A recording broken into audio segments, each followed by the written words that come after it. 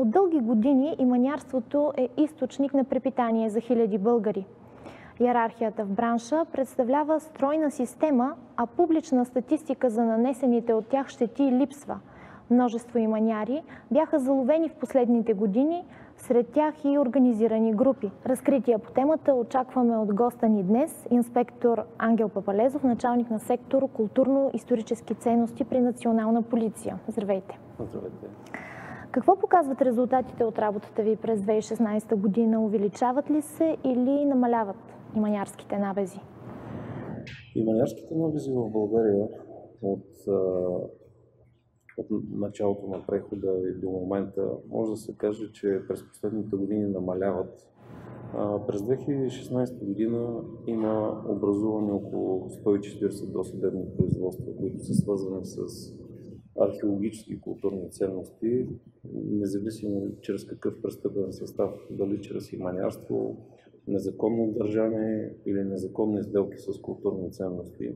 Така че бихме могли да се похвалим, че в последните години, последните 10 години се забелязва ограничаване на този вид престъпност, но не в такива мащаби, които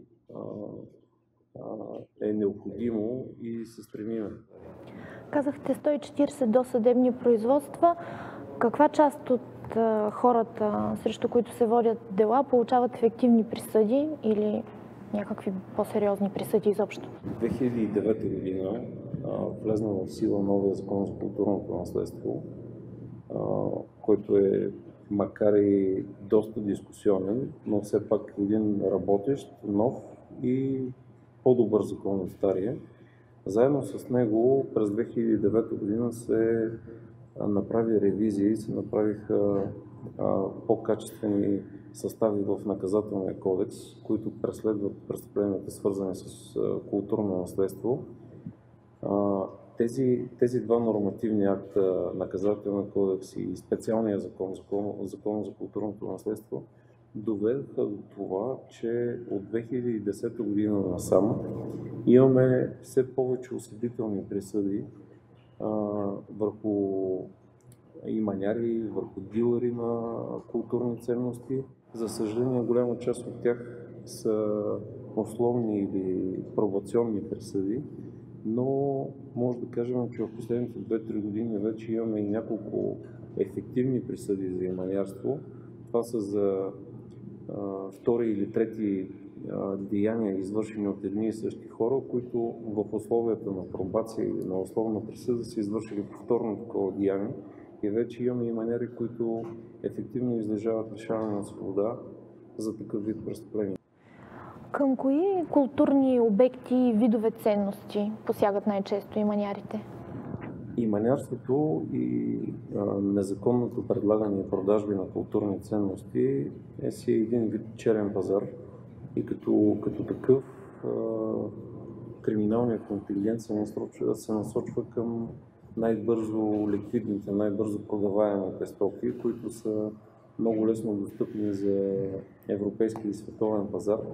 Това са монети, антични украшения, скулптури, предмети от бита или от въоръжението през античността, които са и най-лесно откриваеми от иманярите чрез специалните технически средства, така наречените метал детектори и скенери.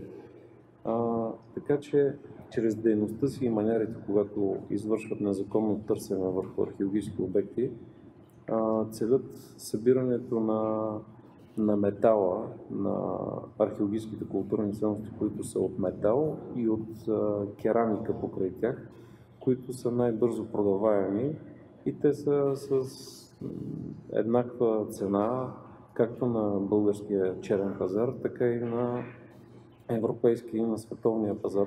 И все пак нямат ли нужда от хора, които да им помогнат при определянето на тази цена? Защото знаем, че от монета до монета разликата може да варира десетки хиляди долари. Това е един вид бизнес, в който се печели от знанието в дадена област. Затова най-много печелят хората, които първо имат добри познания било в нумизматиката, било в скулптурата, било в керамиката. И след това имат добър финансов ресурс, с който могат да правят търговски оборот.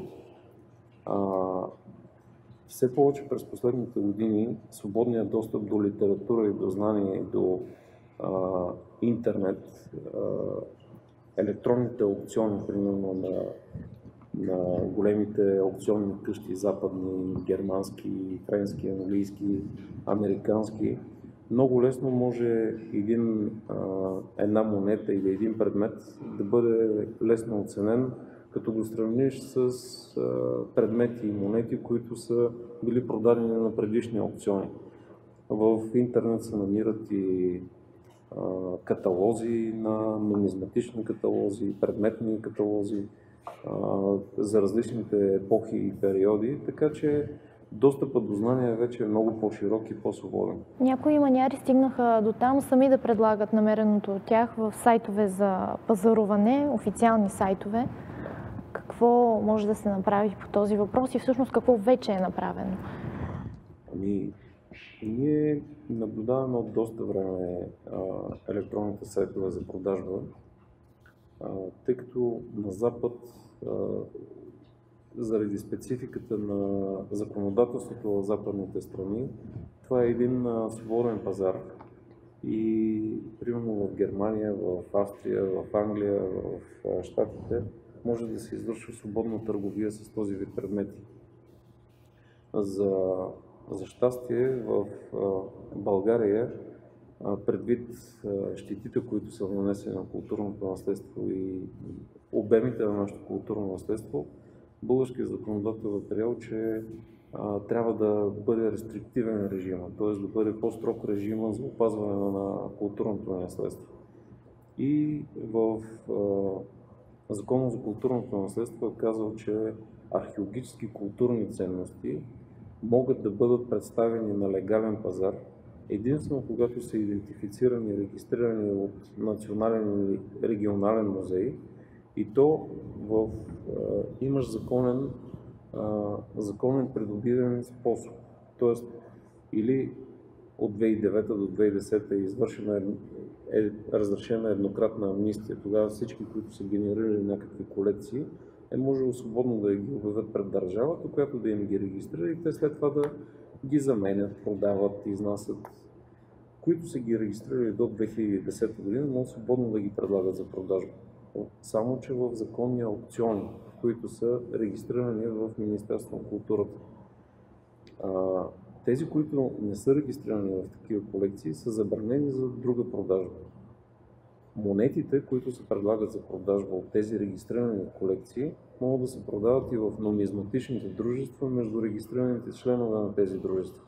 Главна дирекция Национална полиция в сектора, където работим ние, предприехме едни превентивни действия с електронните сайтове, така че такива обяви да бъдат сваляни, да не се дава възможност за извършването на престъпления в хората, защото част от хората нямат умисъл в техните действия. Те не познават закона и не знаят, че извършват престъпления, обаче което не ги оправдава, не ги уневинява. И за съжаление, те заради една монета, която струва 2 или 5 лева или 20 лева, те извършват престъпление, за което могат да им бъде повдигнато обвинение и може да им се наложи наказание. С хората, които знаят какво правят, самия факт, че от личните си компютри са качили една обява, помага ли на вас да ги откриете? В последните няколко години има доста досъдебни производства, има и осъдителни присъди за лица, които чрез интернет са извършили сделки. Самото предлагане за продажба на археологическа културна ценност вече е престъпление.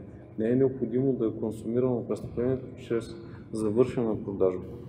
И има много вече такива случаи, в които лица качили обява в интернет и предложили за продажба, имат осъдителни присъди за това нещо.